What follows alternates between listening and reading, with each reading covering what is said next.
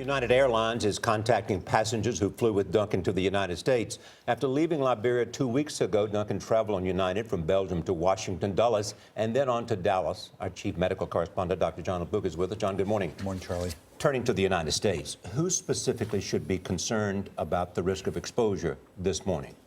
The CDC keeps telling us it's spread through direct contact with body fluids, so therefore the people who are at risk for direct contact with body fluids should be concerned. Those are the people who were in that very apartment. They're being quarantined, and then the people who had contact with them are being watched closely. But the story continues to change day by day. I mean, yesterday it was just 18 people in close contact. Now we're hearing from health officials that there could be monitoring, or he could have been in contact with as many as 100 people. I know they're casting a wide net, but should we be concerned about this uneven response? I think we should be concerned because there's been a huge difference, Nora, between the theory and the practice. So we were told we have a robust healthcare system here in the United States, and that is true. We're not Africa. That is true. If somebody comes here, they'll be identified quickly. If they're identified quickly, put into isolation, quarantine, their contacts followed. Things should be controlled. That didn't happen here. The person came in.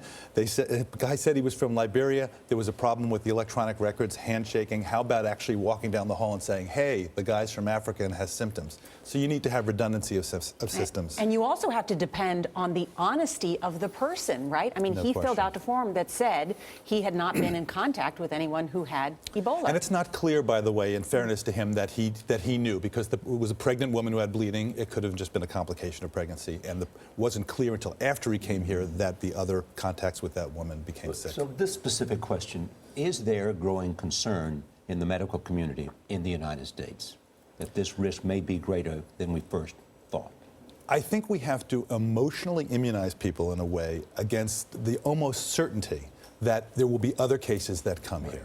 Because it's magical thinking to think with the numbers going out of control in Africa, somebody is going to go, whether they know it or not, they could be perfectly fine come here. Okay, United Airlines first said there's zero risk, essentially, that other people could have contacted Ebola because he was asymptomatic on the plane. But now United Airlines is contacting passengers who were on those planes. Why?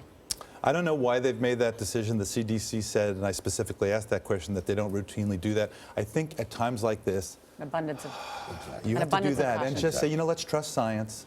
And what the CDC is saying, what 4 decades of experience have said to us. And if facts change and we learn that there's a new way that it's spread, then go from there. But right now, you got to just rely on the science and the experts and the CDC and the public health Is there system. some concern about overreaction?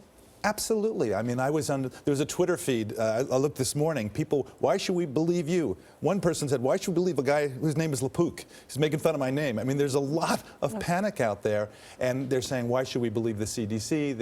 They're always lying to us. So yes, I think there's a lot of panic out there. I'm seeing it on Facebook, in social media, and I think we just need to do this. It's a serious problem, but you have to be calm and rely on science. All right, John, thank you so much.